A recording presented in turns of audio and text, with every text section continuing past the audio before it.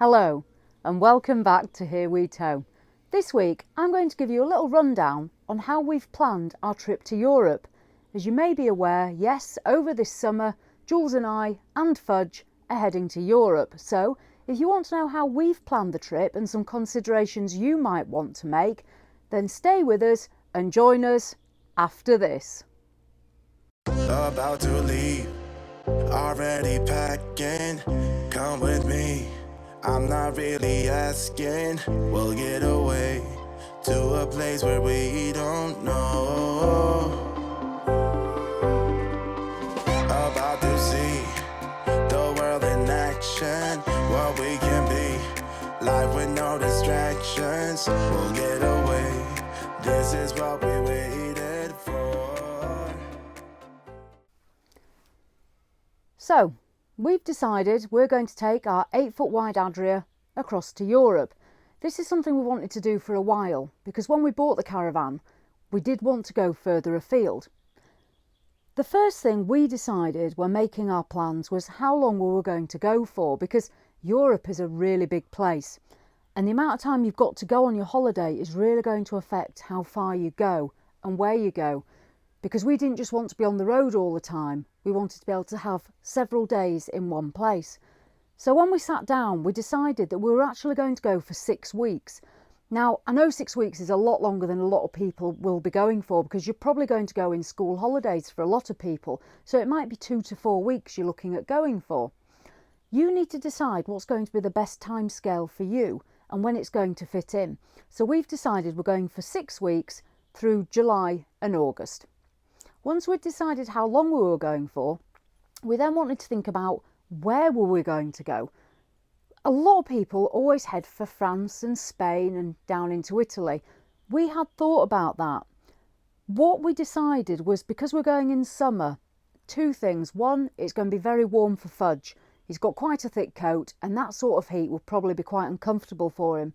And also, France and Spain are very popular places for families in the summer period, which is understandable.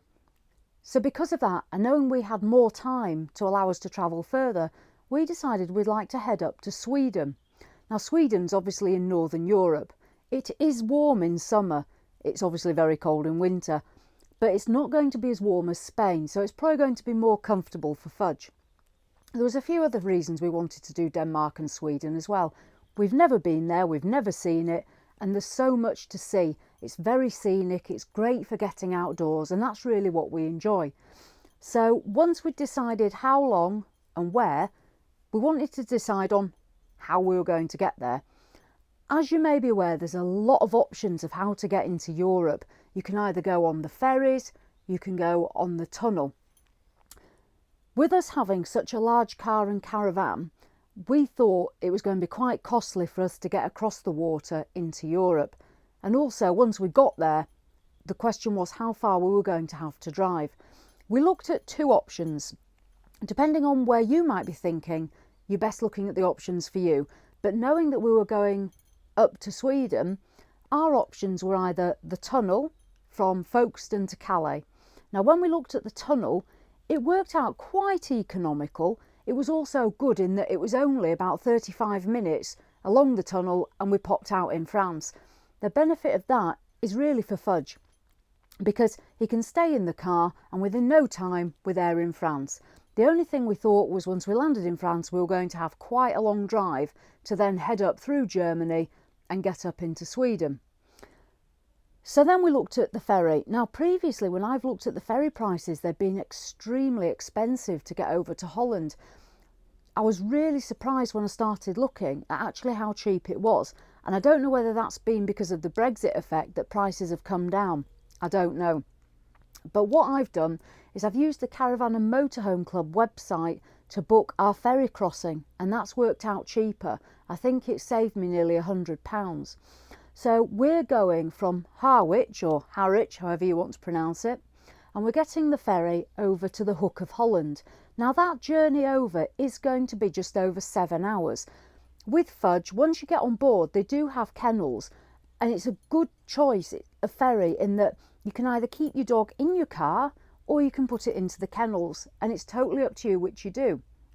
So once we decided on that, we looked at the price then for the return journey, and altogether for our big car, our long caravan, 2 adults and a furry dog, it came to £274.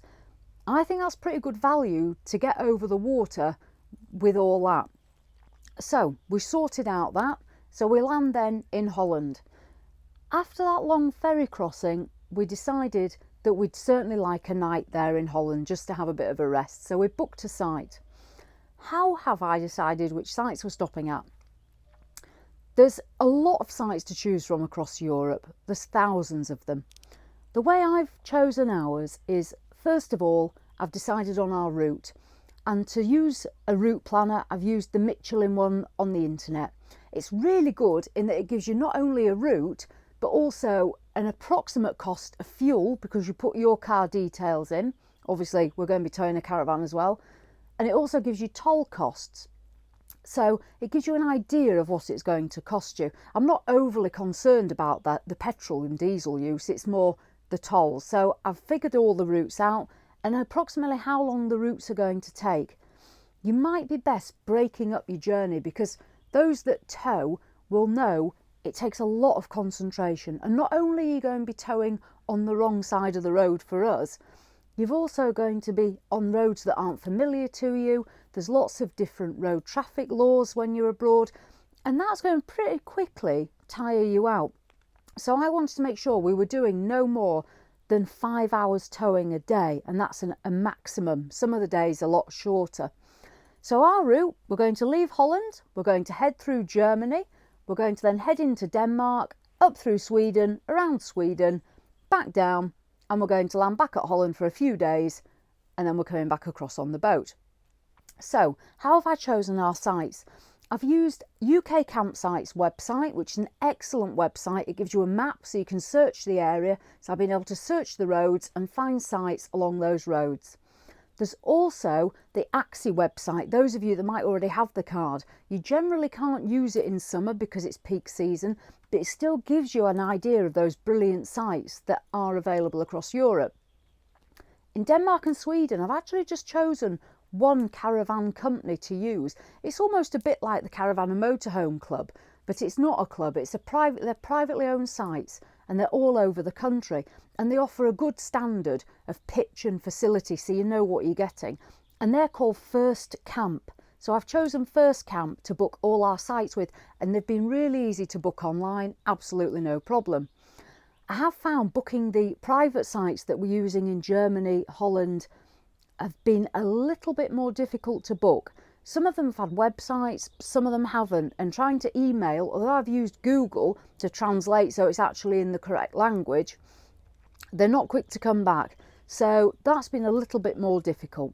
So that's how I've chosen the sites. I've wanted larger, more commercial sites that give that safety and security, because it's our first time in Europe, and although Europe's very safe, when you're not 100% sure of what you're doing, it's better to be safe than sorry. What about Fudge? We're also taking Fudge with us. Fudge is a good little traveller. He doesn't get anxious and he doesn't get seasick, and he's probably looking forward to his trip. So what will Fudge need? He's going to need a pet passport. I've got him booked in, so in 2 weeks he's going for his yearly jabs, and he's also going to have a rabies jab and get a pet passport, and that's what he'll need for travelling. So when he arrives with us at the ferry, we'll head off into Europe, and then when we come back with him, the one requirement is that when we're back in Holland, we're going to have to take him to a vet's to get him wormed before we come back to the UK. And that's quite a simple thing, really. And I believe I've been quoted £95 for his pet passport, and I've already been in touch with the vets in Holland near to where we'll be staying on our way back, and it will be just under €50 for them to worm him. And I think that's pretty much a going rate for a large German Shepherd, because don't forget, he does weigh over 40 kilos, so prices will vary. So that's how long, that's where, that's how, that's Fudge. What about the other bits that we need to think about? Breakdown cover, we've got that. Insurance, we've got European travel cover with Caravan Guard. We've got our passports, our European health cards. We've got pretty much everything. And we've certainly got a good plan of our route, because our caravan's large, it's 8 feet, and we want to make sure the routes we use are sensible because we're not familiar with the roads over there. The best thing to do is plan. Plan wherever you're going and whatever you're doing, because the last thing you want is stress and anxiety when you're going on holiday. You want to enjoy it. So yeah, put a lot of planning into it. And also think about your awning. Hopefully the weather in summer is going to be pretty nice. We've got a large Vango awning, as you know, but we're considering swapping that for a canopy, because instead of carrying 30 kilos of awning, it's going to be a lot easier if we have a canopy with us that we can just whip up when we want it, and it'll give us that shade for when the weather's nice and we've got fudge with us, obviously. So all in all, I think we've planned pretty much, hopefully, for most of the things that could happen. There's a lot more that goes into it, but I'd say if you think of going into Europe, don't hesitate. Just get a good plan. Even if you want to travel with a couple of people, it's always safety in numbers, isn't it? So that's how we have decided how long we're going for, where we're going to, and how we're getting there. Hopefully that's been a little bit of help for you. If you've got any questions or queries, please do drop us a line. Not that I'm any expert as yet. And I do hope that come July you join us as we head off across the water, probably never to be seen again. So, as always, thanks for watching and see you in the next one.